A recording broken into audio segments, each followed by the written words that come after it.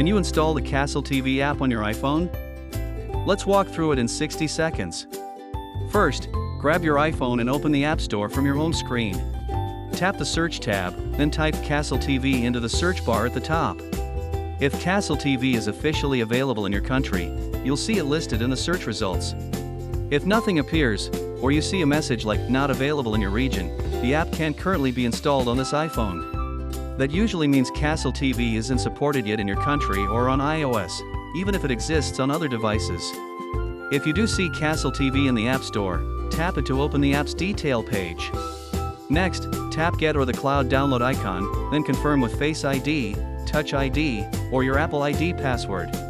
Once it finishes downloading, tap Open, or find the Castle TV icon on your home screen. Sign in or create an account inside the app, then follow any on-screen setup steps. Remember, features may be limited compared to smart TVs or other devices, and streaming quality can depend on your iPhone and network.